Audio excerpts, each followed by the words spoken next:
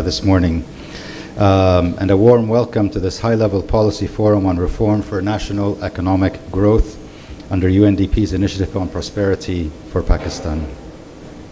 It is an important week for UNDP to have our regional director and Assistant Secretary General with us this morning. You will hear from her, Ms. Kani Wignaraja. And yesterday was an important event that a number of you also joined us for, which was the launch of the National Human Development Report on Digital Transformation.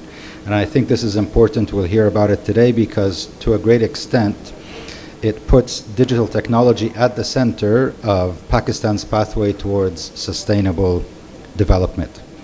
Today, we will focus on Pakistan's economic trajectory, and I'm very pleased to open this policy forum, which is the result of collaboration between UNDP, the World Bank, SDPI, for sure, to advocate for economic justice in Pakistan through a people-centric macroeconomic growth. Prosperity for Pakistan focuses on policy engagement and dialogues, capacity building, and partnerships for inclusive growth, including macroeconomic stabilization, debt management, inequality, and economic justice. It is not news to anyone here that Pakistan has experienced a complex set of socioeconomic challenges that reflect the impact of larger macroeconomic developments around the world, such as surging world commodity prices, global monetary tightening, or the effects of the pandemic, the lingering ones, and geopolitical developments. A lot of this obviously coupled with national concerns around the catastrophic floods of 2022. Without reform, Pakistan's economic outlook will remain highly volatile, under stress, and the country's economic fault lines, including low GDP growth, low levels of investment, exports, productivity, and an energy sector crisis, a risk turning into a threat to the political economy, which would inhibit the much-needed recovery and stable and consistent growth. There is no doubt that recovery will take time. We anticipate that stabilization policies will continue over the next 3 to 5 years, but to be successful, these policies need to be people-centric and focus on addressing disparity and injustice. Over the course of our work together, Prosperity for Pakistan will continue to look at strategies to influence the policy and advocacy agenda in this election year and for the post-election new government that is in place, as well as advocate for reform to achieve this people-centric national economic growth. We strongly believe that by fostering dialogue and consensus building among political stakeholders and international financial institutions, we can forge a common vision that focuses on collective well-being of this country and building a solid foundation for sustainable economic policies. Therefore, it is my great pleasure now to hand over the floor to Mr. Khurram Hussain, who will moderate today's discussion, and also to invite the distinguished panel. And we look forward to a rich conversation around Pakistan's development pathway in the future. Once again, thanks to everyone who is here, colleagues, friends, development partners, and looking forward to a very interesting panel this morning.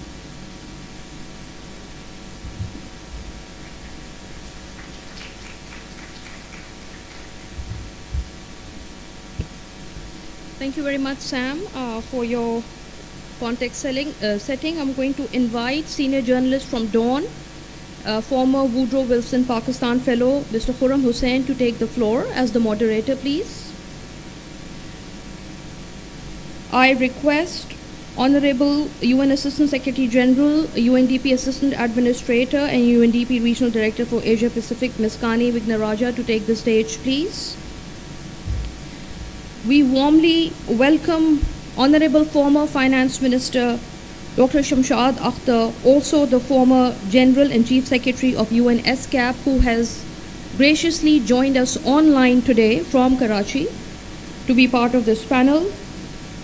I request Mr. Tobias Akhtar Haq, Lead Country Economist and Acting Country Director of World Bank Pakistan, to join us. And finally, I request Dr. Abid Suleri, Executive Director of SDPI, to join us on the panel.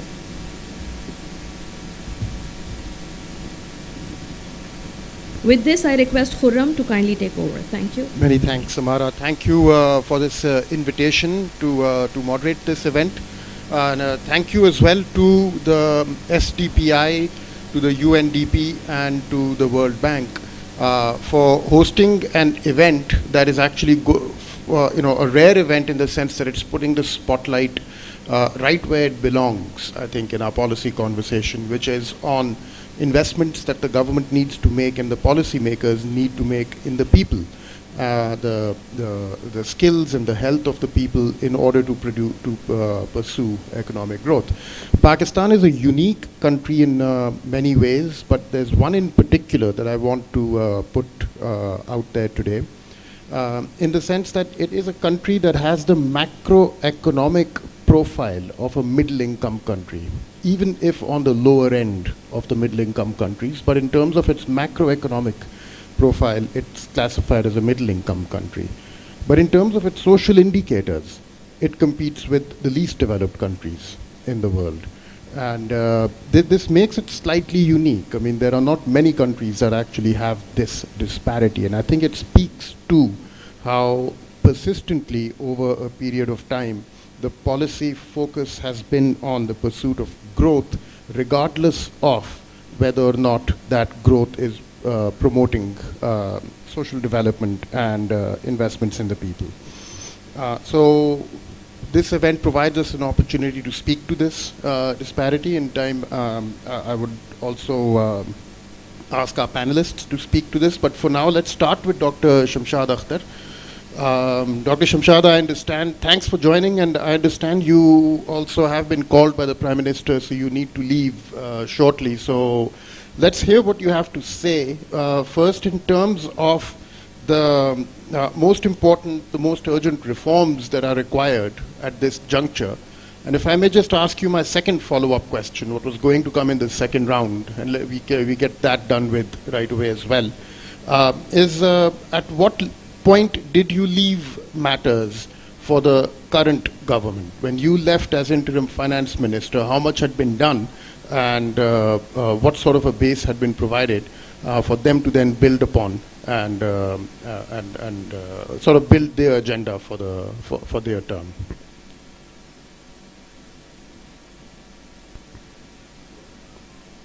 I think you may need to unmute your mic.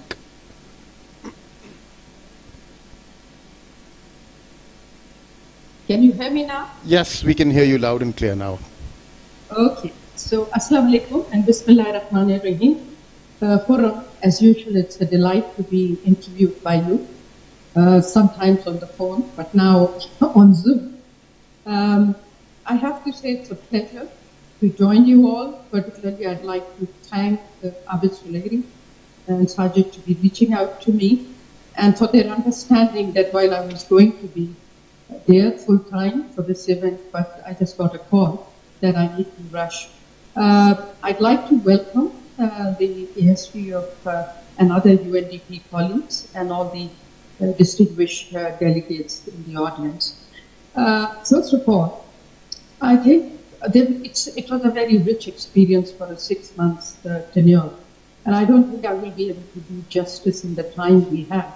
But let me start by saying that I think based on what I had seen and what technical work that we did in terms of the first shot was to prepare something in terms of clearing the thinking of the caretaker government about what you need to do for economic revival.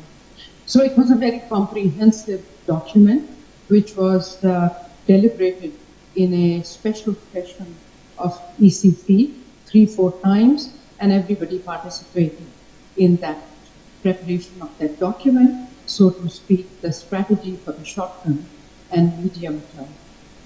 It served us all to be very focused. And based on that, I think it's very critical. And by the way, I don't speak for the current government. I'm not a part of this government. I just get politely invited once in a while. Basically Pakistan has to undergo a massive transformation, and you all know the reasons for it. To me, underlying it's important that whatever we do, sustainability, equity, inclusiveness, and climate resilience have to be very much combined view in the preparation of a new era of development and strategy, without which you cannot have prosperity in Pakistan. You will have blips up and down, which will be very costly in terms of the loss of output and jobs for people and cost of living crisis that we have gone through and continue to go through. My experience there tells me that you need a whole of government approach, like I tried to propose there and try to follow up on that. So what does it constitute? One, macroeconomic stability has to be our religion. We have to make sure that it is adequate to get us out of the low and volatile growth trap, and it is reinforced this time round by bold structural reforms. Some of them we laid the foundation of, but the single most obsession this country needs to have is significant revenue enhancement and export earnings that should really be our major driver of stability. And in case of revenue enhancement, people may not agree with me, but I have advocated at least 1.5 to 2% of additional GDP in my presentations and documents. We have to stop both domestic and external borrowing, but domestic, of course, we may need, but external borrowing should not be used for recurrent expenditure, and there is a responsibility for MFBs, IMF, and others to not allow for that, because foreign borrowings may be cheaper in terms of interest rates, but they are expensive when you face an extreme rate crisis. We have to make sure that our incremental revenue should be deployed for raising the investment GDP ratio from 15% to 30%. That's where the middle income countries are. And that would classify us effectively as middle income countries as we deploy this funding in revenue generating infrastructure, and that also climate and sustainable infrastructure.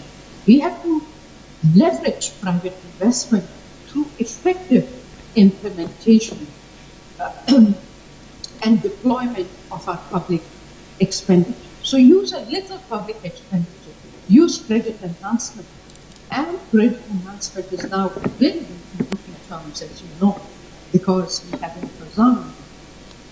Then another point which is important is that we have to be not only restructuring FDR, which I will talk in a minute, we have to really restructure the whole export orientation and machine. It goes beyond a commerce ministry. It requires everybody to be religiously pursuing that with adequate value chains. And it has to be backed by import liberalization. None of this nonsense about imposing one-day tariffs on another thing, anti-export biases of different kinds. We have to let the export-oriented industry grow with no subsidies at all, and tax neutrality. And we have to push for diversification of all productive sectors and their productivity enhancement. What would it require? It will require a shift in the incentive regime to encourage competitive behavior and drive, rather than fixed rate of return on, say, gas, power, or whatever we do, and no subsidization. Like, during my term, I was very radical, and we removed the gas subsidy for fertilizer industry, which had existed. And I have no friends left in Pakistan, particularly in Karachi, because I probably have upset the corporate and the banking sector the most. We should, of course, advocate human capital investments, but UNDP hopefully will talk more than myself. So let me now talk about my single-minded obsession focused on resource generation from taxes as well as markets. So it's not just taxes we need to do. We need to raise private capital. And private capital has to come from capital markets and also from the other institutions of the non-bank sector. We are a very bank-dominated economy, and I will tell you in a minute how disservice it has provided us. Of course, in whatever we do, we have to promote quality jobs, and you know that. So we have to be very ambitious. So let me, for a few minutes, talk about the real technical stuff in a very simplistic manner. Today, our fiscal challenges require a big political drive and shift to fiscal discipline. No politician, be it United States, UK, or Southeast Asia or South Asia, wants to introduce fiscal discipline. But there are ways of doing it. About 75 odd countries are leveraging the fiscal rules framework. And everybody has opted for their own fiscal rules framework. But for this, you need a credible rule-based fiscal rules and a framework which requires you to work really hard to have the parliamentarian buy-in and accountability. And I've heard a lot of finance ministers who have told me this is the most difficult job and it requires a very skillful finance minister to navigate and hoodwink these politicians and these provincial and state governments by declining to meet their requirements in a decent manner and then feeding the beast of the machinery in a calibrated manner. The fiscal rules and framework have to be managed by a high-powered fiscal experts council to disassociate the government from this very hard work that we need to do. And this council has to be supported by high-level technical work on independent and proper budget management and forecasting.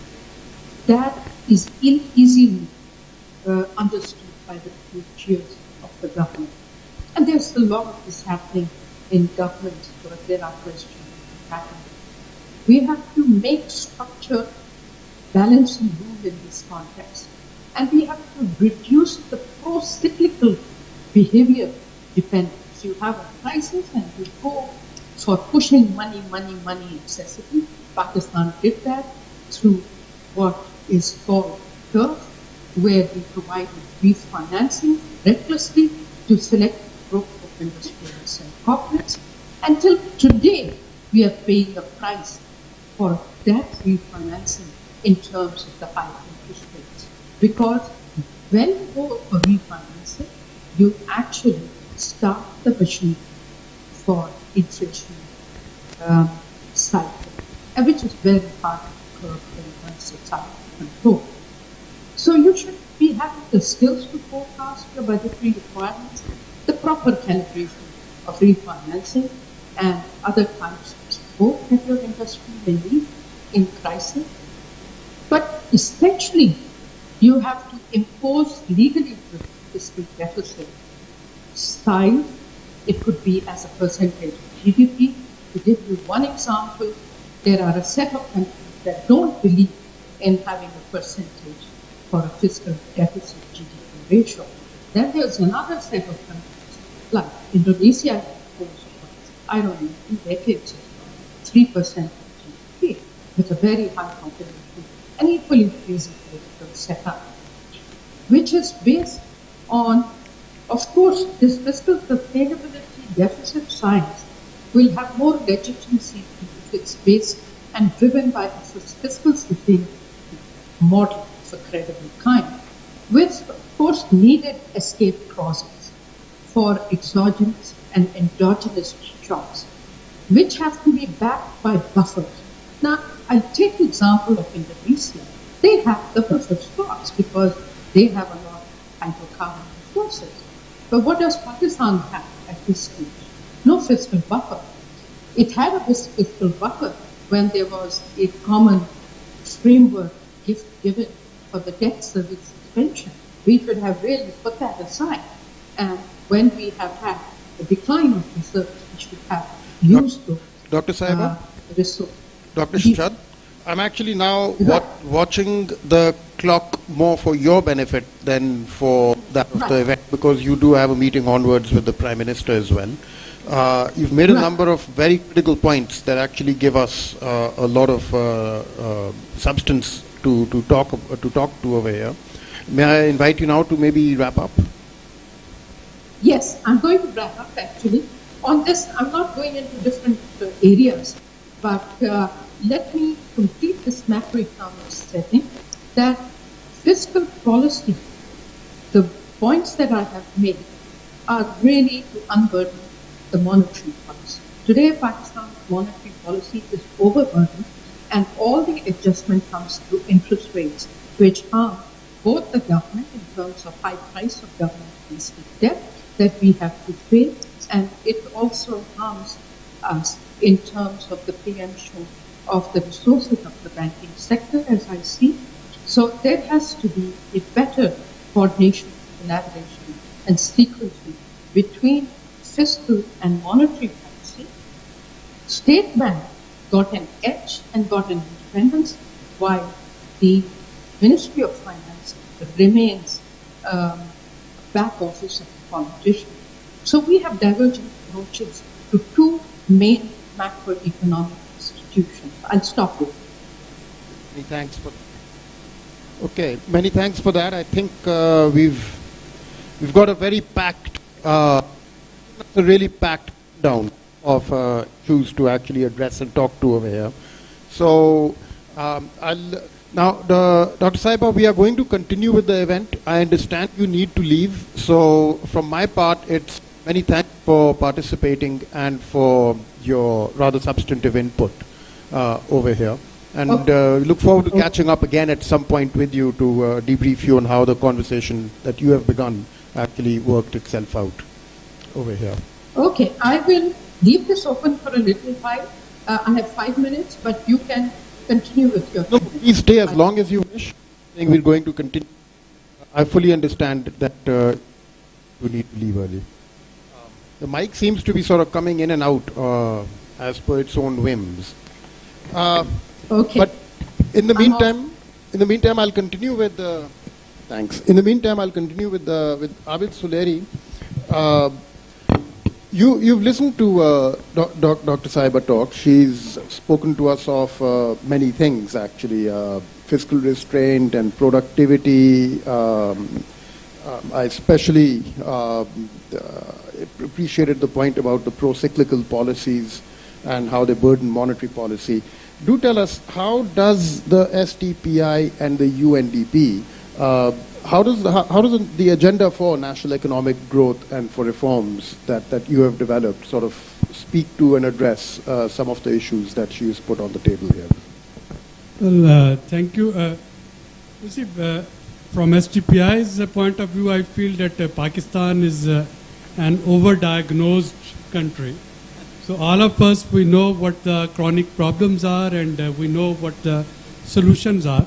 And the pity is that most of the time we try to link these solutions with some external agenda, IMF loan, World Bank funding, ADB funding, or any other external intervention. I think external aid, if it is there or if it's not there, some of the things that Dr. Shamshad has very ably pointed out, they need to be rolled out and they need to be implemented. And when we started working with UNDP on this reform agenda, prosperity agenda, so we wanted to de-link it with any other conditionality or any other external intervention, purely looking at what needs to be done and how to prioritize it for elevating Pakistan's position on Human Development Index and ranking that was released yesterday, and we have already seen three-notch decline in Pakistan's position, and B, taxation, for example, not for the sake of revenue increasing, but for the sake of human development. When we talk of human growth, not for the sake of growth per se, but to reduce inequalities, so that this whole agenda of leaving no one behind, that can be actually worked upon. And that was the rationale behind coming up with some of these, I would say, rebranded and relabeled prescription and solution that many of us in the room we already know. But what we tried to did, and again, not only with UNDP, but also with the World Bank, to look at the four aspects of it. Number one is institutional arrangement. Number two is policy arrangement. Number three is financial arrangement. And number four is identifying responsibilities, who will be doing what and how.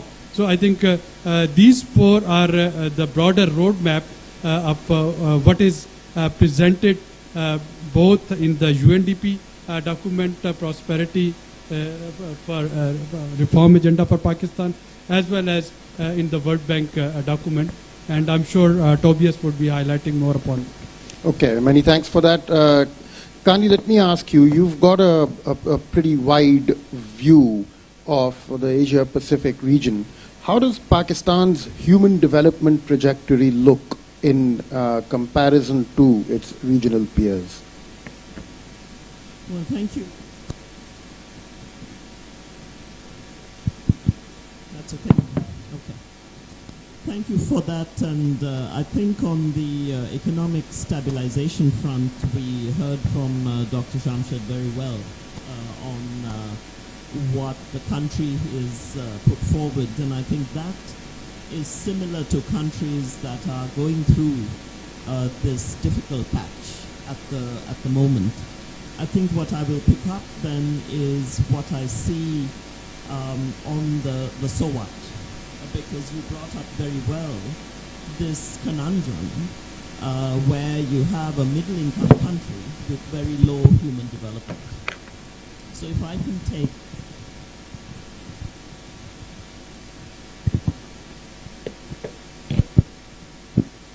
can take the second half of that equation, saying, so let us assume that all of the reforms that have been promised and have been tried in the last 6 months stay the course. So I'm making a big assumption here, but this, I think, is something all of the leadership of Pakistan sees as very necessary for policy consistency going forward. And then what have other countries in the region done to lift the human development side? I think Dr. Abid put it well, of saying, so even if you increase revenues, if you have macroeconomic stability, we can't keep saying there are fiscal constraints. We've got to talk about fiscal choice. And what do we then invest in? And a few lessons that maybe countries in the region have learned the hard way and made tough choices are, to me, what as UNDP have been interesting to share. One is that this transition to a more sustainable, greener economy is not a luxury.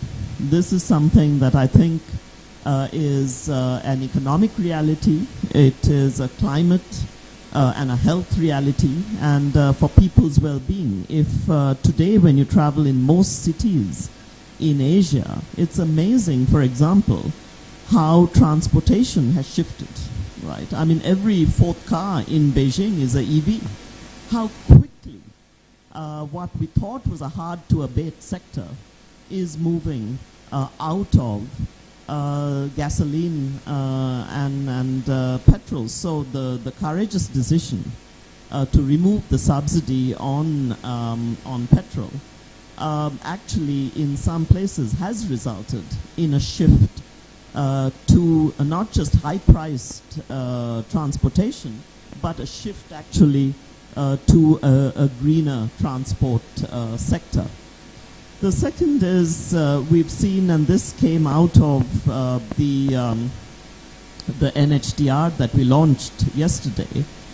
I would have expected to see a digital Pakistan much sooner, where this would have improved economic, not just economic efficiency, but also more inclusive economy by giving people in more remote and marginalized communities better access to services, and certainly improves labor productivity and productivity both in manufacturing, industry, and certainly access to education and health. So it's not just behavior change, it's supported by a digital and tech access that modernizes both the public sector and the private sector and citizens' engagement and access with them. Now, to do that, a tough decision is universal access. Just like it was for cell mobile technology, is for internet and Wi-Fi access. It cannot be out of reach, and hence the privilege for a few. It has to be a right for all. So to me, the economic infrastructure goes very much with social justice and shifting that balance of making things more equitable for more people. Otherwise, you're going to continue seeing a jagged growth, which in UNDP's terms would not be the right kind of growth, which just benefits a few. And maybe finally to say, if I had a last rupee or last dollar, or where would I put it? I would put it in secondary education for girls. I feel the greatest impact of the future of a country cannot have half the population lagging behind in terms of opportunity. And opportunity in education that then relates also to health and nutrition and dignities is critical. So for us, when we look at the human development landscape of our region, any country where half of the population doesn't have the same access and equal opportunity does not get to a prosperous nation. Okay, many thanks for that, Kani. Tobias, Kani talked of fiscal choice, but here in Pakistan, fiscal choices are also being made in the shadow of a very large and growing external debt burden on the state. Seeing that the international financial institutions such as the World Bank and the IMF are probably the single largest holders of Pakistan's external debt. Talk to us a little bit about fiscal choice under the debt burden, what the view looks like from the IMF, from the IFIs, and in particular, if I could ask you to speak to the question of debt restructuring. That is, a pretty big part of the conversation in this country these days. Thank you. If this microphone is working. No, look, it's a very interesting question. I mean, I think in terms of the debt burden facing Pakistan, I think it's important to note, obviously we do have some external debt vulnerabilities, and those are largely driven by the short maturity deposits that are constantly rolling over. But external debt is around 30% a third of the total debt burden. The majority of debt is the domestic debt, and that's very high cost debt. I think the key point that we have always been trying to make is that Pakistan does not necessarily have a debt, an irresolvable debt burden. It has a debt liquidity problem with the high servicing cost on domestic debt and the high rollovers, the high refinancing requirements. What does Pakistan need to do about that? The answer is very simple, and I think it comes back to a lot of the problems in the economy. Pakistan needs to reduce its primary deficit. It needs to live closer to within its means so that the debt can be progressively reduced over time. The debt can be paid down. As the debt is paid down, the debt servicing costs are reduced, and then Pakistan has more fiscal space available and more debt headroom, and that fiscal space can be used for some of the critical investments that Kani has been talking about in terms of human development investments, in terms of key infrastructure for service delivery. So I mean, just to put that in perspective, Pakistan is likely to run basically very close to a balanced budget this year, but in terms of its primary balance, so excluding interest payments, close to a balanced budget. But the total deficit is going to be one of the largest that Pakistan has ever seen, at around 8% of GDP, constituting entirely the interest costs. So you bring in 10% of GDP in revenues and tax, and interest costs are around 8% of GDP. So this is entirely unsustainable. How do we create fiscal space for development when the simple costs of sustaining the current debt burden are so high? So the only answer to that is to start paying down the debt as fast as we can to reduce the debt service costs. And that will have several impacts. If Pakistan starts reducing the fiscal deficit or running substantial primary surpluses, that will mean that there's less inflationary pressure in the economy. Less inflationary pressure in the economy will mean that the interest rates can come down. If interest rates come down, then Pakistan will not face such high interest costs on its debt. So you have a virtuous cycle in terms of reducing debt servicing costs. It will mean that the banking sector is no longer so dependent upon lending to government and can start to finance private sector investment, start to provide loans to the private sector instead of loans to government. And as I've said, it will mean that there's more fiscal space for genuine development in terms of spending on infrastructure, spending on service delivery, and addressing some of these enormous service delivery challenges and human development challenges that Pakistan faces. So how do we move towards a large primary surplus, a substantial primary surplus? There's two options: expenditures and revenues. On the revenue side, I mean, Pakistan is still giving away 30% of its revenues in tax exemptions. We need to close those exemptions. We need to review those exemptions and make sure that they are well justified, and those exemptions that are existing for political purposes or providing disproportionate benefits to the better off, those exemptions should be closed. Second thing we need to do is thinking about taxing the untaxed sectors, and Dr. Akhtar has already spoken about this.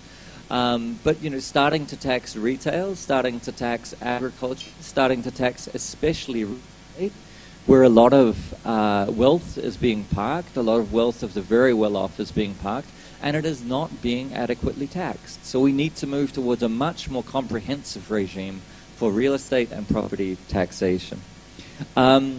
Finally, I think there's space for more taxation of environmental harms as well, and I think this aligns with again the points that Kani was making.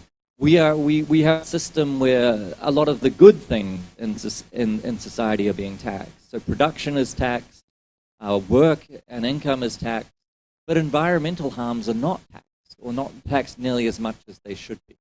So I think enormous scope to think about pollution taxes, potentially considering carbon taxation in the long run, but especially imported goods that have a negative environmental footprint. There is scope for increasing the taxation of those goods so that the social harm is being adequately priced. So that's on the revenue side, like a very clear selection of things that could be done to substantially raise Pakistan's revenue performance. On the expenditure side, again, I think some very clear priorities.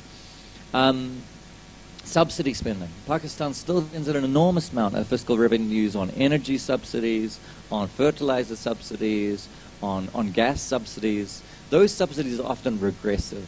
That means that the benefit of that goes to the top of the income distribution. It goes to successful firms. Really, we should be moving away from any kind of subsidization to make sure the price signals in the economy are clear, to make sure the economy can operate efficiently.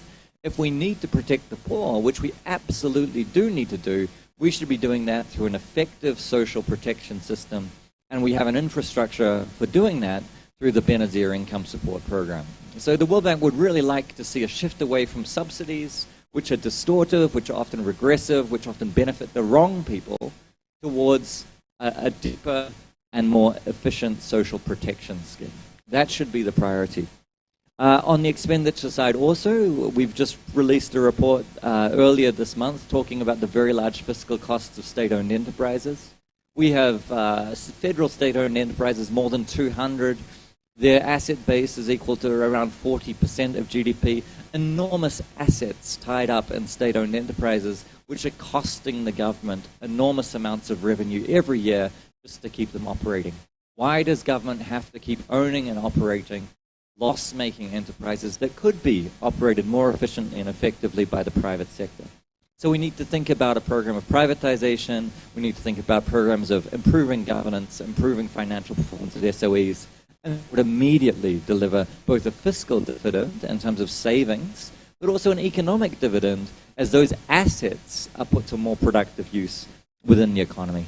And final point I'd make is I think there also just needs to be a very serious look at the way government itself is spent. So I think there's substantial scope to review pension spending, some very opaque compensation spending for public servants, a lot of spending that is not monetized, that actually imposes a lot of fiscal and economic costs, and look a hard look at the overlaps between spending on federal and provincial mandates. We still have a lot of spending items that should be devolved, but account for a large proportion of federal expenditures.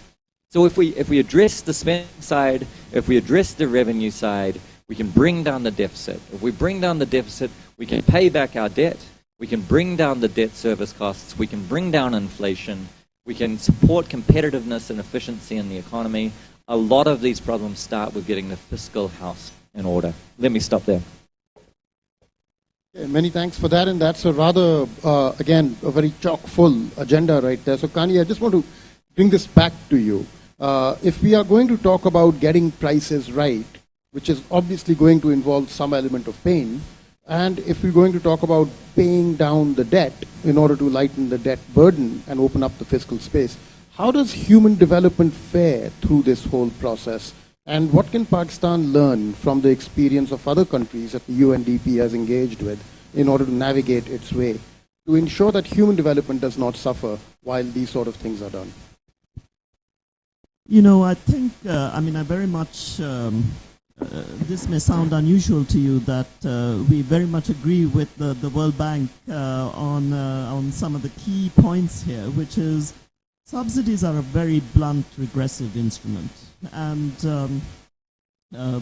for us, the issue is that in order to protect the most vulnerable, countries have decided, some, to go with a more universal social protection system or a targeted basic income way of making sure that those who do not have access and have not had access historically to the economic gains and the assets of the country are in fact given that opportunity. So I think we have found very much that the whole tax subsidy equation often in most countries where human development is hurting, you see the direct correlation with taxes, the huge tax exemptions on wealth, which is a problem.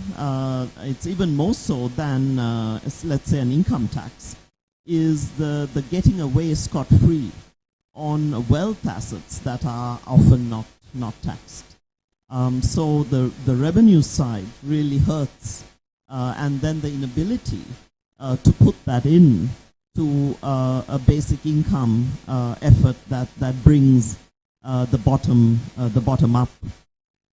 Also here in this country, it's very difficult. You know, I know that there's a constant refrain that it's an unfair, that the credit ratings are what they are, that FDI does not come in because it is risk averse. This is the reality. Particularly, private capital is not going to come in where it feels it is going to take on the kind of risk without the necessary return. But Pakistan's debt goes to consumption more than it goes to increase productive assets and production. So we are in this vicious loop that does have to be broken, that allows then to swap out the debt servicing for human development investments. Otherwise, this is a constant. I mean, you know, this is what, the 26th time that the country is going into these programs. So our hope is to look at how we can increase capacity also, not just at federal level, but also at provincial level and district level, to improve the capacities, the productive capacities and the service capacities, to extend more of that reach of services that can come in. But none of this can actually happen without the macroeconomic stabilization and what we would call in UNDP the right kind of growth, which you are also hearing my colleagues here speak to. Growth at 6%, even 10%, that still continues to only favor the few is not going to take the country out of the current crisis that it is in. Okay, many thanks for that. Dr. Shamshad, are you still with us?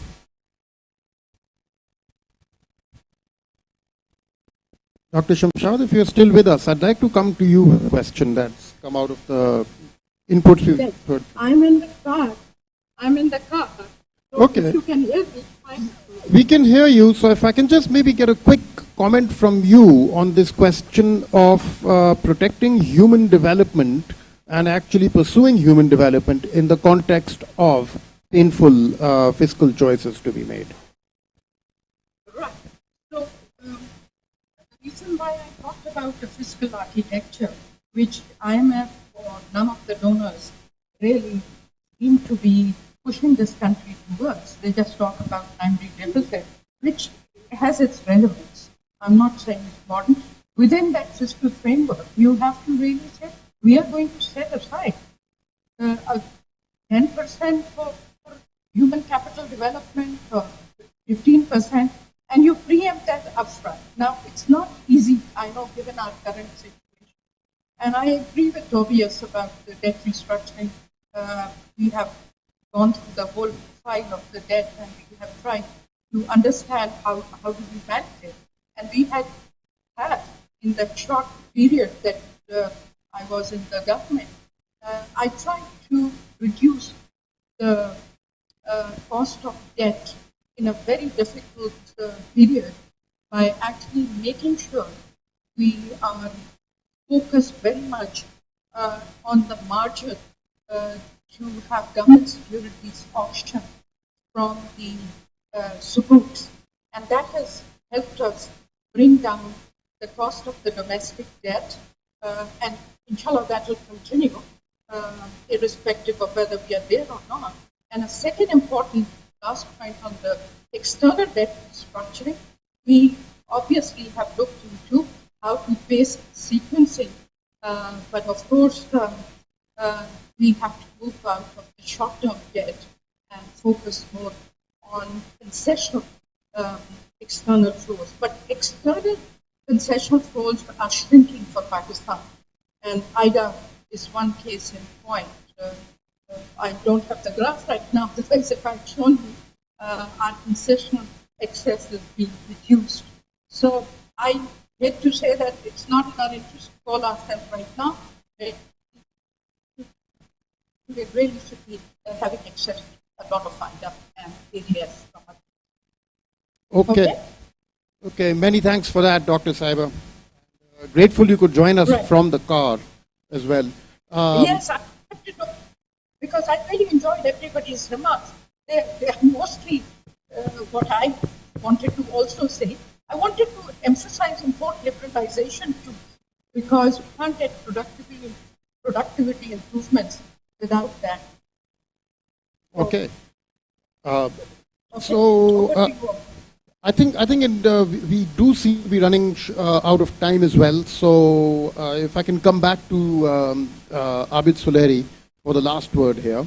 Now, one of the reasons we keep having these conversations over the years, and this one is particularly stark in terms of the kind of choices that are being discussed and debated here, is because successive governments over the past 25 years, if not longer, have failed to make the right choices and the right investments. And we keep returning to this particular point in time. So this is clearly something that transcends individual parties, individual governments. It doesn't seem to matter who is running the country. There is a certain line of continuity that runs through all of them. And that line keeps bringing us back to the kind of conversation that we're having here about fiscal choices and the rising debt burden, for example. Now, I want, to what extent is this also a civil society failure? To what extent is policy making taking place inside a national conversation, a national economic conversation, a conversation in which people like yourself and myself are players to greater or lesser extent? But to what extent is the national economic conversation in this country, in your opinion, putting the emphasis in the right places and urging the right conduct onto the government? Well, thank you, Khurram. And as I said in my earlier comments, I don't look all of these recommendations as UNDP's recommendation, or World Bank's recommendation, or IMF's prior conditions. I look at it as a very domestic agenda. As I said, that irrespective of the fact if World Bank is there to help, or if IMF is there to help, or if UNDP is saying so, we need to somehow close those deep holes from our economic bucket. We need to think of microeconomic stability when we are talking of macroeconomic stability, and we need to think of some of the chronic menaces that are haunting our economy. SOEs couldn't get discussed in this discussion. World Bank, they released their economic outlook report on Pakistan, focusing on state-owned enterprises. Digitalization agenda that UNDP released yesterday. So I don't look at it as a World Bank's recommendation. I look at it as very indigenous recommendation on which we need to carry on working irrespective of who says it. Now, I have worked with the 3 prime ministers in their economic advisory council. So irrespective of the which political party rules, I can see some of the constant factors that are hampering any reform agenda in this country, and these are the political compulsions. So all the economic teams, they knew what needs to be done, but when it came to the political decision making, I think that's where compromises are being made. And now we are at a stage where no more political compromises would save us. Part of the reason perhaps in the past we didn't come to the abyss where we were in June 2023, almost at the edge of default, was this external flow of dollars due to geopolitical choices that external world, they kept on pouring on us. But now even those geopolitical choices, those are shrinking, and if Pakistan has to avoid another situation where it goes back to June 2023 situation, we need to adopt all of this. But again, human face. I think this human face is important, human dimension of these reforms.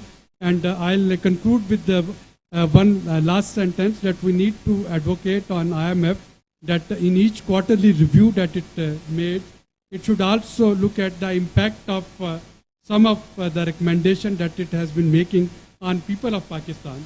So when we say taxation, when we say withdrawing subsidies, when we say a lot of other reforms, so apart from ticking the box whether Pakistan did it or not, part of negotiation should be making an assessment of how it is affecting common person's life and what sort of remedial measures are put in place.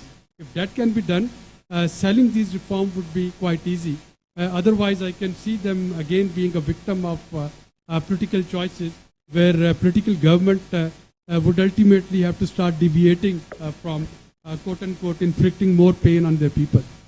Okay, many thanks for that. We do have some time for question and answers from the floor. So if there are people with some input, I do see a hand up over there behind the cameras. You might need to raise your hand and because I'm trying to look past the line of cameras to see the hands up, the show of hands. I see another hand over here. Let's start with the gentleman here. May I ask you to first please give briefly introduce yourself, your name and who you are, and then let us know to whom your question is addressed. Hello, can you hear me? Yes. Yes, my name is Syed Muaz Shah. I represent the Islamic Chamber of Commerce and Development. We are an OIC affiliated body that represents the Chamber of Commerces throughout the OIC world, headquartered in Karachi. Thank you so much for this discussion. I'm going to shotgun these questions real quick. Dr. Shamshad, based on something Mr. Tobias mentioned about the Benazir Income Support Program, how that is better than subsidies, and you're mentioning human development, shouldn't that be connected to certain parameters? For example, they had a program called Bolsa Familia that connected these cash grants connected to education, sending kids to school, getting vaccinations, and so forth. So connecting that nexus together, do you think that will have a much better impact? Mr. Tobias, real question to you as well, and really to all the panelists, two really hot questions, very specific questions, because IMF mentioned it. There's this big talk on agricultural tax, and that's a big, white elephant in the room that we don't seem to talk. So I'm bringing that white elephant right now into the front. Can you give some thoughts on agricultural tax and how important that is to fix our revenue streams? And two, what do you think about SIFC? Is SIFC strategically for a national economic growth, particularly the sectors that they're focused on, for example, mining and tourism? So just general comments on that as well. Okay, many thanks for that. I'm actually going to take your first question and put it to Kani Vignaraja over here. I want to take maximum advantage of your presence with us. Well, I'll take the issue on Bolsa Familia because I know the program very well. And having reviewed it and reviewed other cash transfer programs, I have to say it's less about the conditional or unconditional nature of cash transfers, but who the cash goes to. And the greatest impact has been when the direct transfer of cash has been to women. And this is across the world.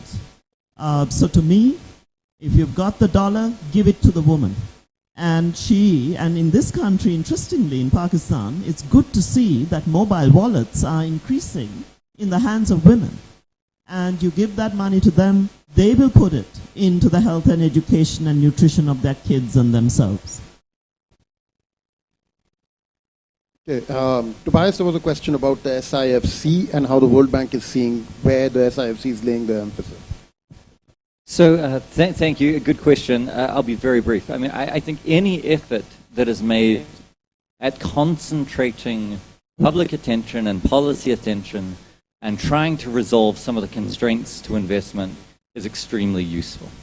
I think what's important is that our attention remains focused on addressing the constraints to investment, the cross-cutting constraints to investment, rather than narrowing G2G transactions at the expense of broader business environment reform. So I think there's space for both. Of course, G2G transactions help, but what we would want to avoid is a situation in which the pursuit of special transactions was squeezing out attention to the need to resolve the broader business environment, the macro environment, the fiscal environment that is really constraining the private investment, the long-term investment, that is where growth will come from. Let me stop there. Okay, many thanks for that. Assuming that satisfies your questions, Muaz. Agriculture tax, that did get left out. Although that's a provincial subject, I mean, I can answer that. But if you want to hear more on that, I mean, I can invite Tobias to dilate.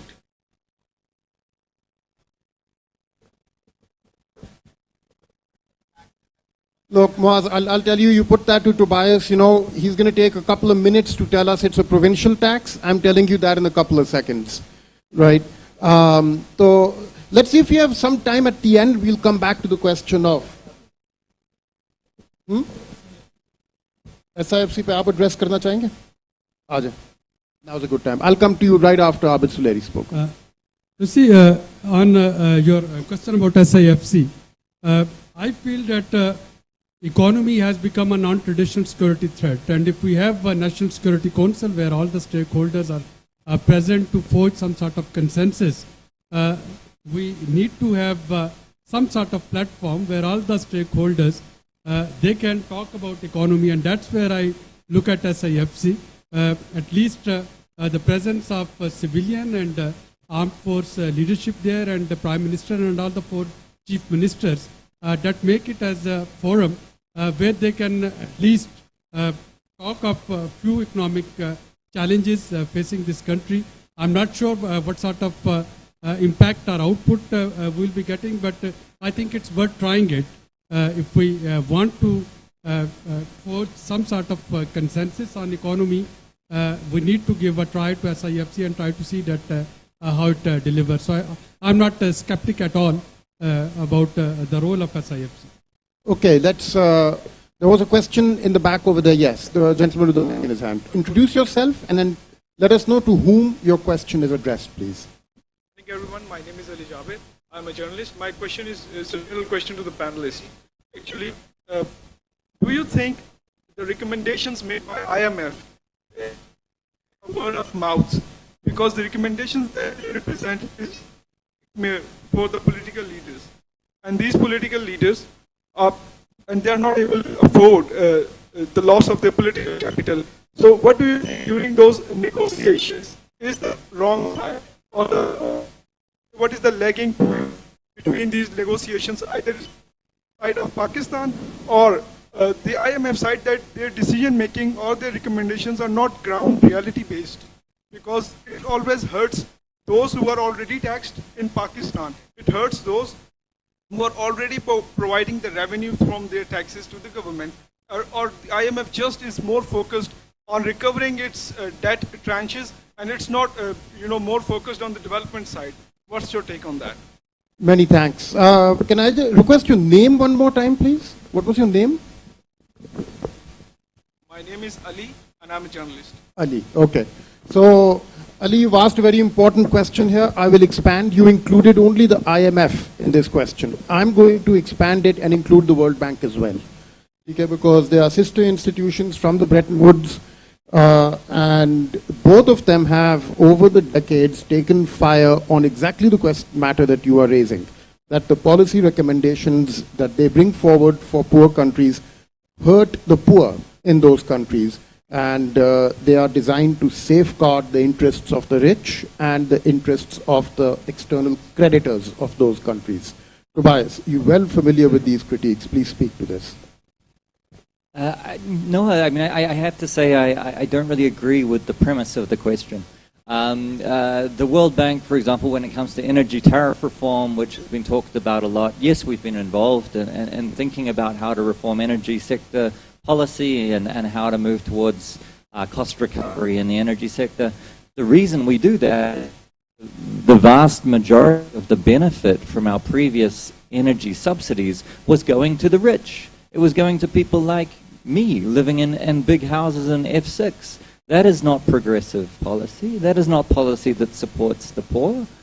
So we needed to reform energy subsidies. We needed to move towards a system where we were closing the enormous fiscal costs of that, and we were doing it in a way that protected the poor.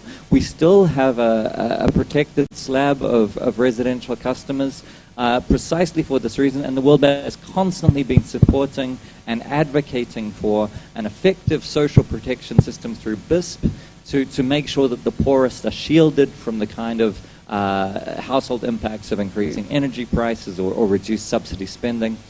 You can look at the tax system, the broader tax system. Again, if you look through the World Bank's policy advice, we have constantly been saying it is not about increasing rates, It is about broadening the tax base. Why do we want to broaden the tax base? Because a lot of the very wealthy, a lot of those at the top end of the distribution are not paying their fair share. That is why we are focused on real estate taxation. That is why we're focused on a better administered tax system that brings more taxpayers into the tax net. It is why we are focused on thinking through some of these issues around agricultural taxation, where a lot of large landowners, very wealthy landowners, are not subject to income taxation to the extent that they should be.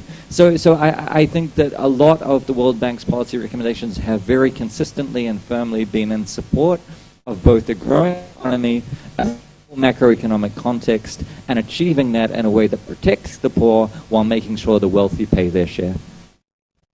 Yeah, many thanks, Tobias. Kani, I'd like you to come in on this as well. And let me just ask you, from your perspective, do you feel that the World Bank and the IMF and the kind of policies that they advise their borrower countries to follow do enough to protect the poor and to distribute the burden in a more progressive manner upon those more able to bear it? And do they do enough to actually safeguard human development? You know, I have a very specific sense of this, and I come from South Asia. I'm from the region, and I have felt that we have to carry our own narrative and our own burden. We cannot, and we have to stop saying this is to do with historical legacies. There are a number of that. This is to do with colonial past. This is to do with the IMF and World Bank. There is some of that. But at the end of the day, we have to own our issues. And so for me, the strength of what I see happening, and particularly in communities, is people saying we want to take charge of our own lives. We cannot keep putting this on others. And the story of Pakistan has to be about Pakistan, not vis-a-vis the other. So the country for years has driven up its debt. There's been bad borrowing, and new choices have to be made. Opportunities have to be taken. So to me, as a South Asian, I would say let's look hard at what we can do in our own countries with our own institutions, build up our capabilities, negotiate hard with the IMF, with the World Bank, with the UN, with others, and also with the private markets, and see what are the distortions in our own societies, in our own economies, that we need to put right. So I'm very, I would say, let me speak here not as UNDP, but as a proud South Asian, saying we need to take a lot of this in our own hands. And I think we heard from Dr. Abid as well, that these institutions will come with recommendations, will come with offers. It is in our own hands to then say, this is the deal we want, this is the deal we cannot take, and even with raising capital, which is not easy, these are choices. There's always a choice, and it's in our hands to make. Yeah, many thanks for that, Kani. I'm also noticing a bit of a gender disparity in the nature of the question-answer session and how it's progressing. So I do want to encourage women to also participate in the conversation from the audience. Rest assured, your voice matters more than you realize. If I see your hand up, I will call on you right away. So please do feel free to raise your hand and ask a question. Okay, we have a question over there. Please introduce yourself and let us know to whom your question is addressed. Assalamu alaikum and good morning everybody. My name is Zubia Zubair. I am a development worker and a psychologist. So I wanted to know, everybody's spoken a lot about taxes, implementing new taxes and IMF and World Bank. You know, we have seen a lot of taxes being implemented, new taxes being introduced and implemented in the last couple of years, and I think everybody has felt their crunch, especially the taxpayers. And if you were to include new taxpayers in the net, I feel you further also increase the burden on, and you're squeezing the taxpayers even more. Everybody has seen the increased, like electricity bills and gas bills, and I think everybody sitting here can relate to what I'm saying. So what are the initiatives or incentives that you have for the existing taxpayers so that at least their pockets are not squeezed even more? Thank you. Okay, I'm assuming by default that question comes to Tobias. So look, I mean, Pakistan collects around 10% of GDP in tax. That compares to a norm for low-income countries of about 15%. And then that compares to developed country averages of 25 to 30% of GDP. So I don't think it's necessarily the case that we are overtaxing the overall economy. I think the burden of that taxation, as I just said in the previous question, I think the burden of that taxation needs to be spread more broadly. And what we've constantly been saying is that further measures to increase tax returns, so tax income for the government, should be targeted at those at the top of the income distribution. And that's why we need to look at these kind of mechanisms like retail taxation, at real estate taxation, thinking about agricultural taxation, closing some of the very regressive exemptions that are benefiting large firms, that are benefiting wealthy individuals. So I don't think we are undertaxed as a country. I think that the efforts to increase taxes further should absolutely be targeted towards those that have the ability and the capacity to pay. But, and I think this is absolutely critically important, no one is going to be happy about paying taxes if kids remain out of school, if we continue to have the largest number of children out of school of any country in the world, if 80% of school-aged children remain functionally illiterate, if we have 40% of children stunted. So if services are not being provided, if people are not seeing what they're getting for their taxation, then we can expect to see continued dissatisfaction, and that dissatisfaction is justified. So we need to do two things at once. We need to increase the taxation, we need to make sure that that's progressive, but at the same time we need to make sure that government is delivering services, is providing an economy in which people's incomes are increasing, in which inflation is under control, in which people have opportunities for their future and for their children's future. And if we create that kind of environment where taxes, yes, taxes are being paid, but that is going towards a vibrant economy, a growing economy in which people have access to services and access to opportunities, then I think that people will be much more willing to pay tax. And that is why we need to look at reform, not just as taxes in isolation, not just in terms of how do we tax people so that government can meet its expenditure needs. It's saying, how do we change the whole system in Pakistan so we have a vibrant, growing economy with more opportunity and a brighter future that's possible for everyone. Many thanks for that. I think the answer basically is that it's about more than just taxes. I mean, it's about what you do with the money as well. Who has the... no, wait, one moment. I'm sorry, but there are people in front who've had their hand up a bit longer. I've been raising my... We'll come to you in a moment, please. But we had a question over here. And if it's all right, in the last... since we're approaching the end, in the very front row, please. Since we're approaching the end, I would like to take a few questions. So there's one over here, and then the mic will be going that way. Okay. Thank you, Khurram sir. Like my question is from Ms. Khani. Like, please introduce yourself. My name is Abdullah Dayo. I'm the program advisor for economic policies and democratic governance at Friedrich Ebert Stiftung, which is a German think tank. I just want to ask you one thing, that if we look at the trans-regional sovereign debt situation, which I believe is the crisis of development, and it threatens the achievement of sustainable development goals. When I say that it is a threat to the achievement of sustainable development goals, which is obviously a threat to the UN mission to achieve the sustainable development goals. So in this case, what would be your key suggestions, perhaps like some recommendations for the policymakers and the civil society to achieve the debt justice in the country, where we can also achieve the sustainable development goals, which can result in improving the human development in the country. And my second question to Tobias is that my friend Dr. Sajid Amin and I have reached to a consensus that economic justice is the prerequisite of social justice.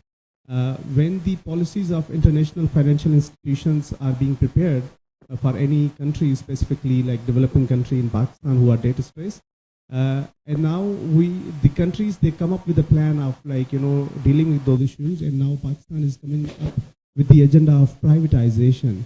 So how do you see the privatization is going to be decent, which will not affect the common lives of laborers, workers, and it will be considered into the mechanism of our international financial institutions like IMF? Thank you. Okay. We did have a hand up over here. We can put, if we can just ask that, we can, the gentleman who has his hand up over there in the white shirt. If I may just ask you to please introduce yourself and let us know to whom your question is addressed. My background is in international trade. My question is that we discussed various distortions, not enough taxes. But one thing I didn't see anyone really think it. I'm sorry, but the mic is not quite doing justice to the professor. Can we? Pakistan, okay. Pakistan is not indulging in international trade. It's, some of the poorest people live along the borders, in Rajasthan, in the Sindh area.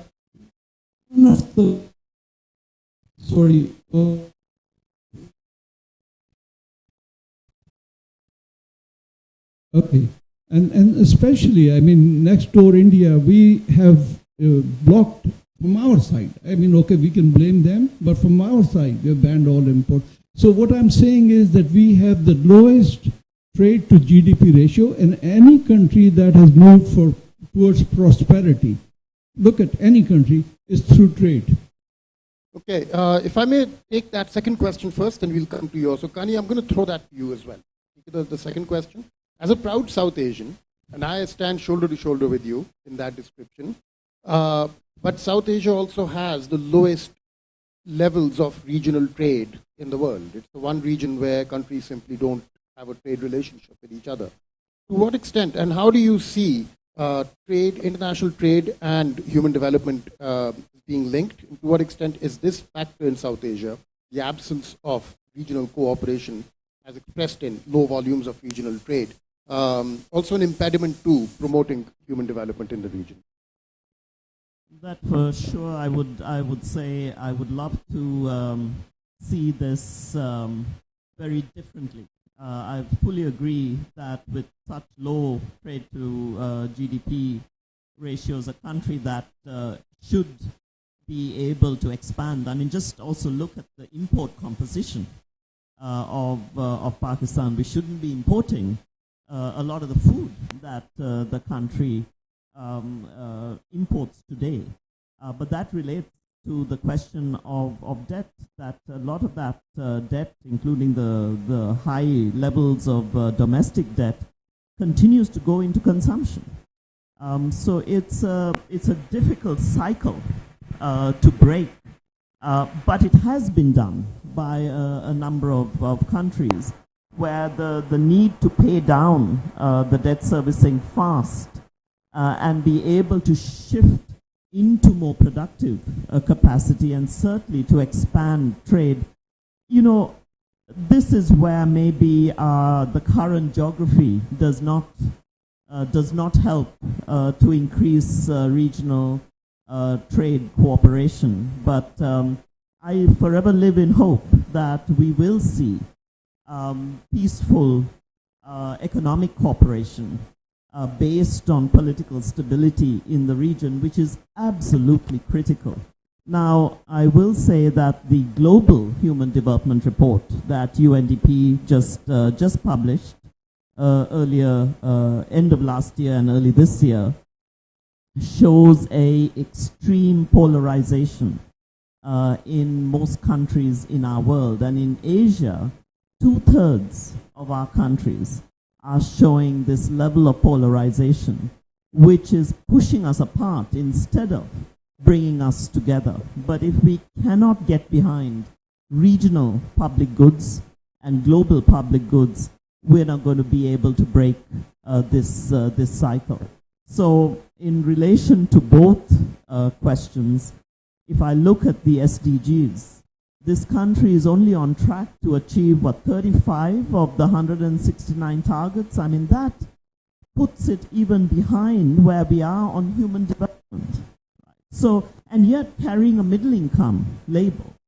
So this is why for UNDP this income labeling makes very little sense. And I'm very glad that the country is looking at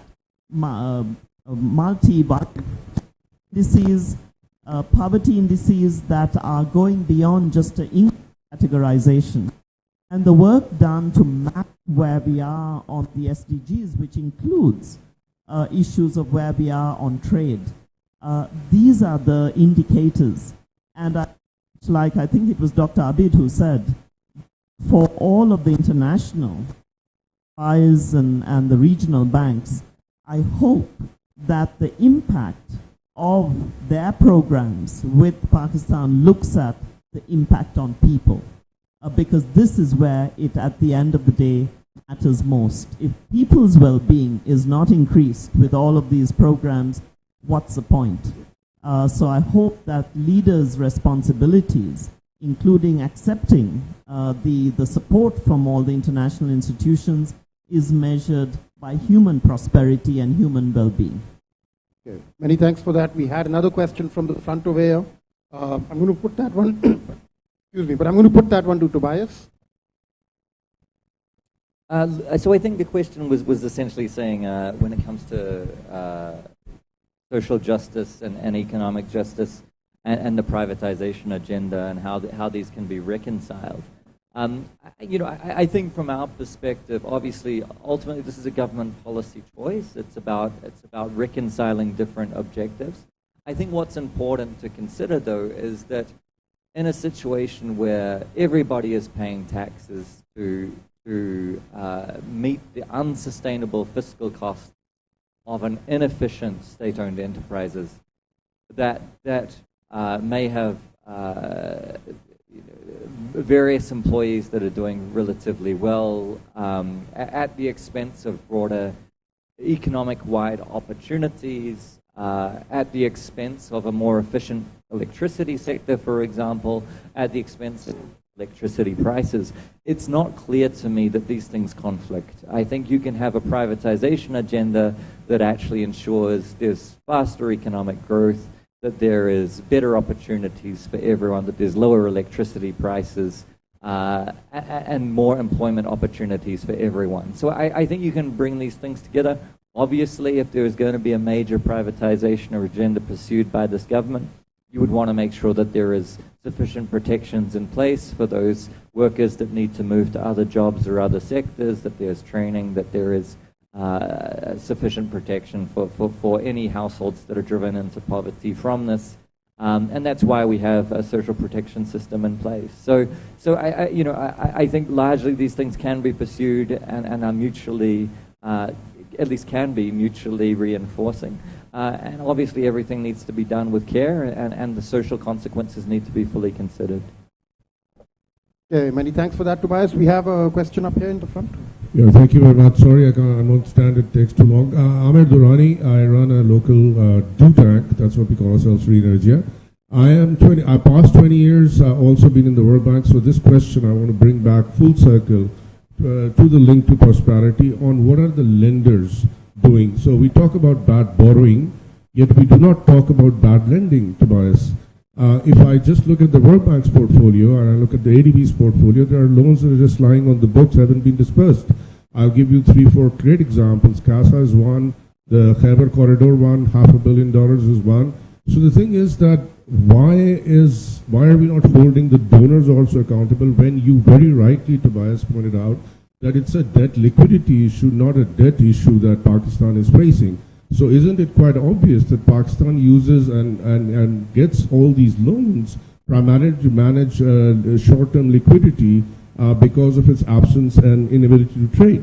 So I would like to shed some light that, could this not be a two-way accountability, because the government should shut down almost 30% of the portfolios of these loans, especially the investment loans that they have borrowed. And why don't we talk about that? Thank you. Tobias, why don't we talk about that? Well, let's talk about that. I mean, I think that the answer to this is very clear to me. I mean, what we would like to see is a government that is clear on what its reform priorities are and what its development priorities are. We would like to see a government that comes to us and says we want to borrow for this and we don't want to borrow for that.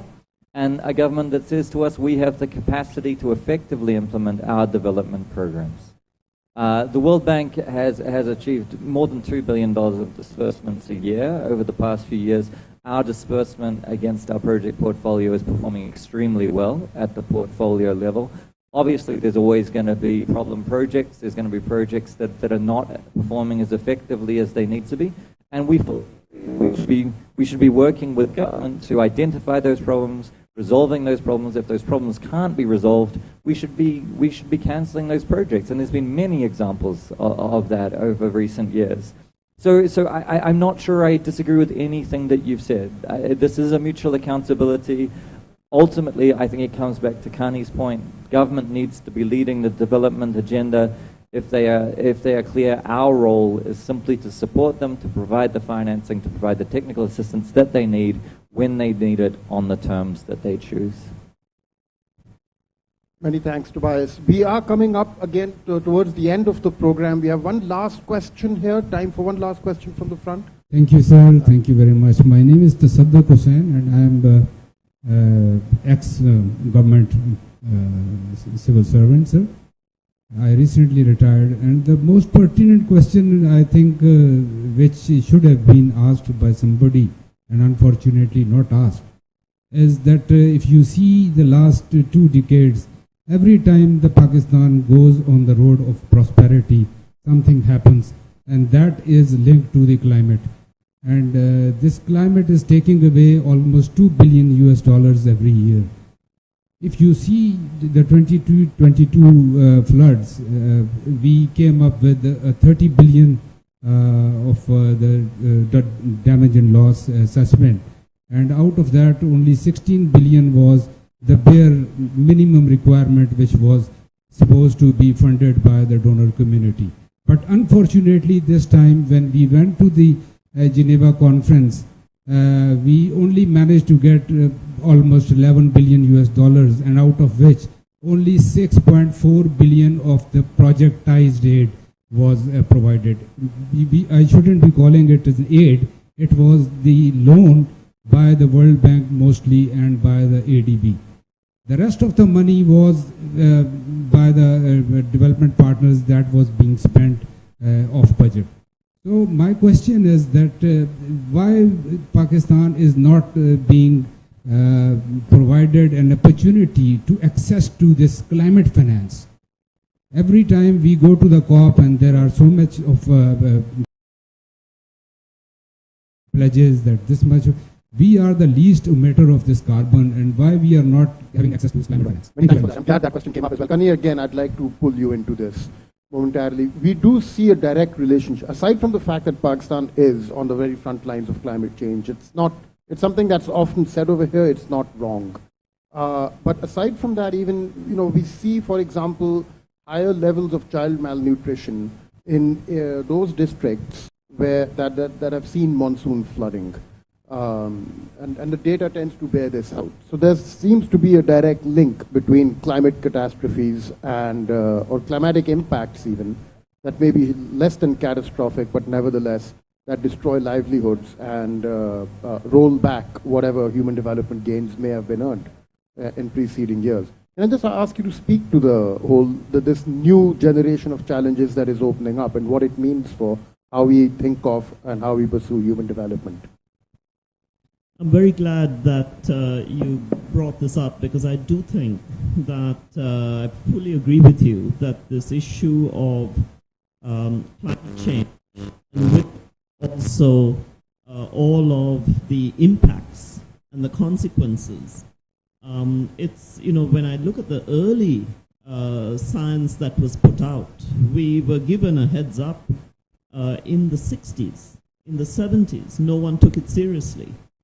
And until now, I do not think yet that the market for climate finance is to be, and it is certainly not as accessible in the volumes that are needed. You are right that this is a low-emitting country, but it has it feels the impacts of massive climate shocks. So the issue here is that there's much less one can do about climate mitigation. There's much more investment that's needed in climate adaptation.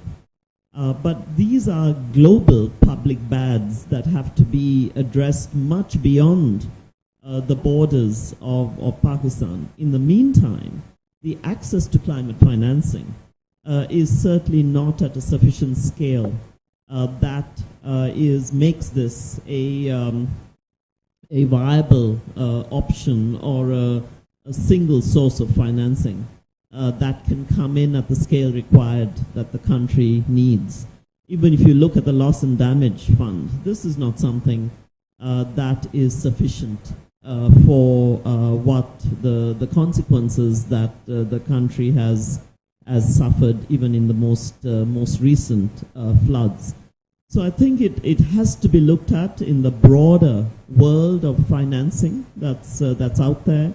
And the hope is, including coming out of the recent spring meetings of the IMF and the World Bank, you will see the ADB going next week into their annual meetings, that increasingly climate vulnerable countries should be offered better rates so that they can borrow at better, address the climate related issues that they are facing right now.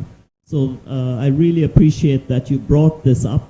It should be part of the vulnerability index that we should be looking at, so that Pakistan has a better shot at more affordable borrowing that it certainly deserves. Okay, I think with that we are now approaching the end of our session. So I'm afraid we are now properly out of time. Just by way of summing up, I'd like to return to a point made by Samuel at the beginning of the session, that Pakistan is now looking at another 3 to 5 years. Those were your words, sir, of stabilization, which means 3 to 5 years in which there is very limited prospect for the economy to grow. And those are 3 to 5 very difficult years. If the government has the wherewithal to actually stick to the path of stabilization during that time, then some very stark fiscal choices face us in order to make sure that the brunt of this is not borne by the poor.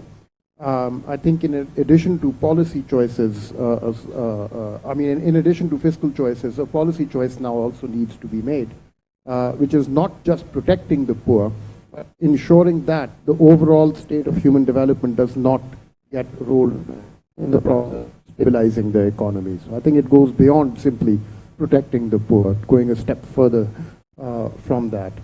This is going to be a very, very difficult set of choices to make. I'd like to once again use this opportunity to thank my hosts, the SDPI, the UNDP, and the World Bank for hosting this conversation and and doing what they can to center the conversation on human development and centering people in policy choices of Pakistan.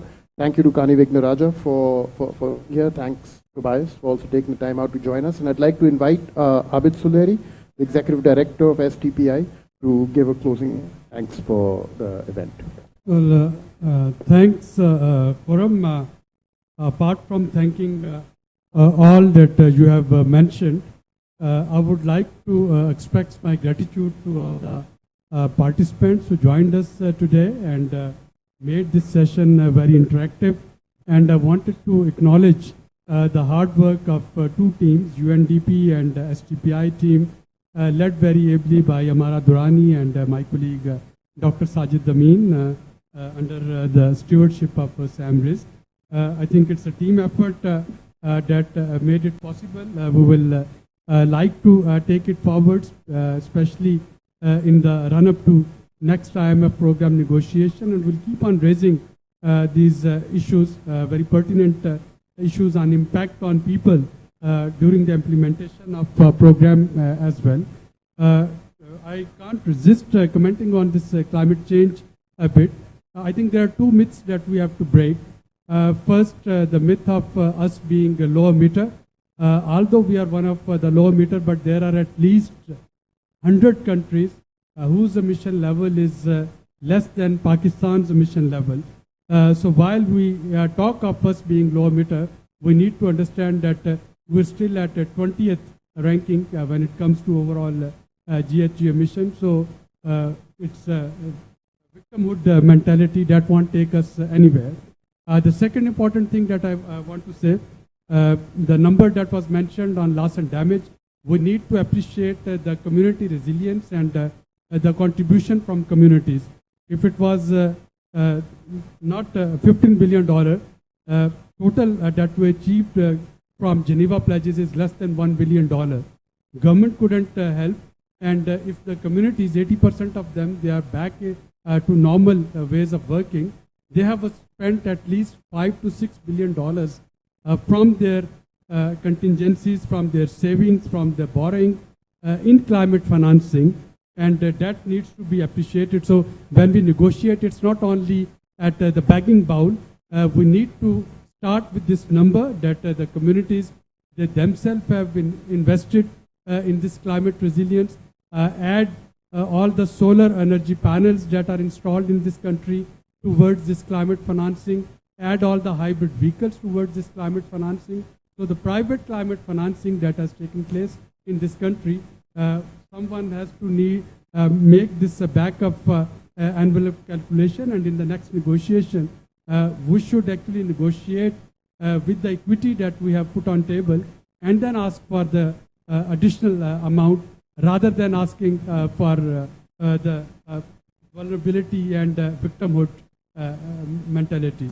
So thank you very much for joining us, and we ensure that the next round of this discussion, there would be as interactive and as thought-provoking as it is today.